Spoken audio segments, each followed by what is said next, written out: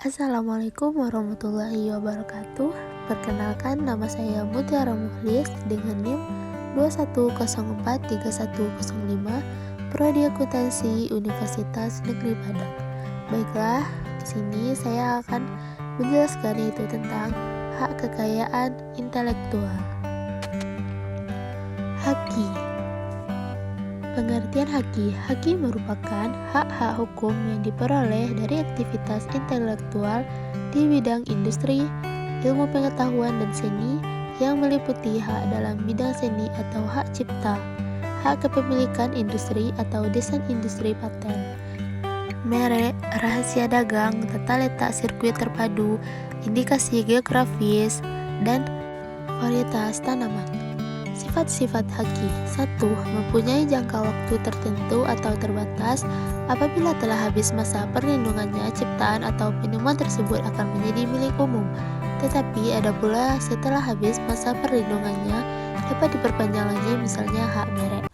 2. Bersifat eksklusif dan mutlak. Haki yang bersifat eksklusif dan mutlak ini maksudnya hak tersebut dapat dipertahankan terhadap siapapun pemilik. Hak dapat menurut terhadap pelanggaran yang dilakukan oleh siapapun. Pemilik atau pemegang haki mempunyai suatu hak monopoli, yaitu hak atau pemegang hak dapat mempergunakan haknya dengan melarang siapapun tanpa persetujuannya untuk membuat ciptaan ataupun penggunanya. Jenis-jenis haki. 1. Hak cipta atau copyright. 2. Hak kekayaan industri yang meliputi A. Paten, B. Merek, C. Rahasia dagang, D. Desain industri, E. Tata letak sirkuit terpadu, F. Perlindungan varietas tanaman. Peraturan haki. 1. Hak cipta atau copyright terdapat pada Undang-Undang Nomor 19 Tahun 2002 tentang Hak Cipta. 2. Hak paten atau paten terdapat pada Undang-Undang Nomor 14 Tahun 2001 tentang paten. 3. Hak merek atau trademark terdapat pada Undang-Undang Nomor 15 Tahun 2001 tentang merek. 4. Rahasia dagang atau trade secret terdapat pada Undang-Undang Nomor 30 Tahun 2000 tentang rahasia dagang. 5. Desain industri atau industrial terdapat pada Undang-Undang Nomor 31 Tahun 2000 tentang rahasia industri. 6. Desain tata letak sirkuit terpadu terdapat pada Undang-Undang Nomor 32 Tahun 2000 tentang desain tata letak sirkuit terpadu. 7. Perlindungan varietas tanaman terdapat pada Undang-Undang Nomor 29 Tahun 2000 tentang perlindungan varietas tanaman. Paten. Pengertian paten merupakan hak eksklusif yang diberikan negara kepada penemu atau inventor di bidang teknologi atau proses hasil produksi, penyempurnaan dan pengembangan proses atau hasil produksi selama waktu tertentu, melaksanakan sendiri investasinya atau memberi persetujuan kepada orang lain untuk melaksanakannya. Pemegang paten. 1. Nemu sebagai pemilik paten. 2. Penerima hak paten dari pemilik paten. 3. Penerima lebih lanjut dari penerima hak. Penemu yang dapat diberikan paten. 1. Penemu baru. 2. Mengandung langkah inventif. 3. Dapat diterapkan dalam bidang industri.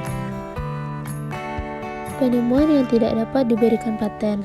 1. Proses atau hasil produksi yang bertentangan dengan undang-undang, ketertiban umum, agama, dan kesusilaan.